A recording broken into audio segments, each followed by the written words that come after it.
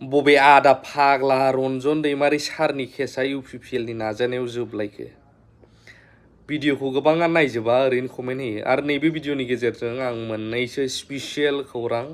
नोंथांमोननो होनो थांगासिनो दं। बेनि सिगां आं बै बिथां गोरों नैबे आं होना होगोन स्क्रिनाव नोंथांमोना नुदोंदां स्क्रिनाव बे बुंहरनाय बायदिब्ला मैया मोनसे भिडिअ आं क्लेरिफाइ खालामना होखादोंमोन जे इउपिपिएलनि थाखायसो बिदि जादों लरग' एमजेनो मानगोनां रन्जन दैमारि सारनि सेसन कर्टनि केस जोबनाया अबे आदा फाग्लायाव नोंखौ लाइभ फैनानै बुंफैलै सोर नोङो आंथ' बिदिसो बुङो मानो होनोब्ला रन्जन दैमारि सारनि केसआ आं मैया गोबां सुलु लादों सेसन कर्टनि थाखाय केस मोनबा मा लांखायावनो बियो गावनि जायगायावनो थानानै बे केसखौ नांबाय थानो हागौमोन नाथाय सिबिआइ केसनि थाखायसो मेनलि दङ दा बावनो गोबांथार मानसिया भिडिअ नायजोबा गारा गोनो गोथो जागासिनो थारैनो रन्जन दैमारिनि केसआ जोब्बाय एबार फैगौ 2025 मायथाइयाव मानगोनां रन्जन दैमारि सारखौनो थारमाने इलेक्शन गेलेहोथारनांसिगौ सिप बानायनांगौ बेफोरबायदिखा आरो बुंनायफोरा आरो गोबाङा बुंदों जोंनि प्रमद बर' सार लं लिभ माने प्रमद बर' सारा केसखौ बोखारना होथारबाय नाथाय सिङाव जे मा बेखौथ' खोथाखौ मिथियाखैनो बिसोरो डाइरेक्ट निउस पर्टेलफ्राव लिरनानै होबाय नालाय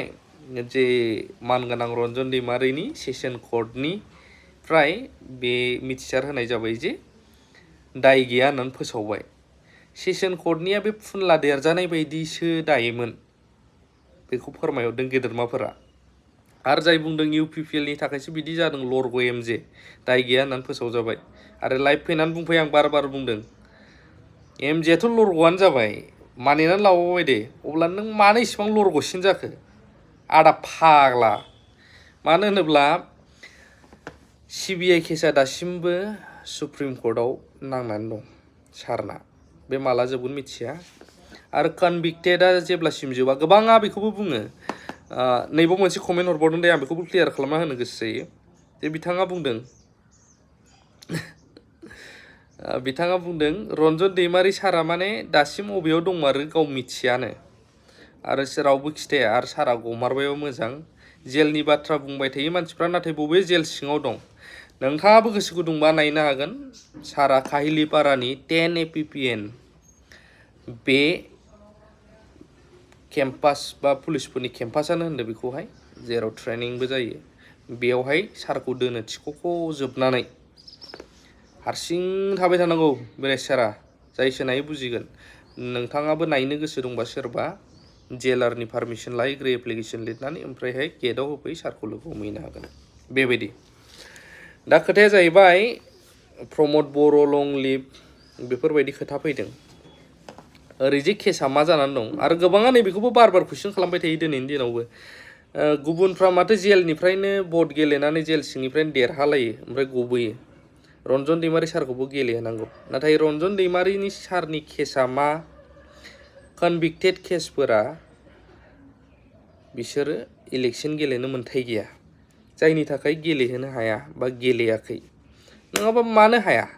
बेखौबो गोबाङा दिनैनि दिनावबो सोंबाय थायो मानो हाया मानो मोनो गेलेहोनांगौ गबोसिगौ बेफोरबायदि नाथाय नैबे क्लियार जायाखैबा सोरबाफोर क्लियार जायै दंबा भिडिअखौ शेयार खालामनो हागोन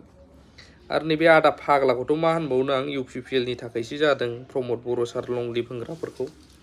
प्रमद बर' सार सोरबा इउपिपिएल सोरबा बिपिएफनि बे खोथा गैया बहाय नांगासिनो दं मेनलि दा लिड लादों होनोब्ला इउनाइटेड फराम अफ एक्सन देबि जाय सारमोननि केसखौ खारगासिनो दङ थोंजोङै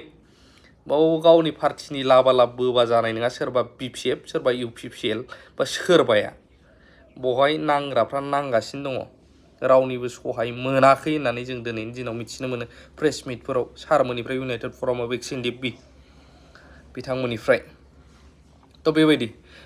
मोनसे स्पेसियेला नैबेबो जोंहा मानगोनां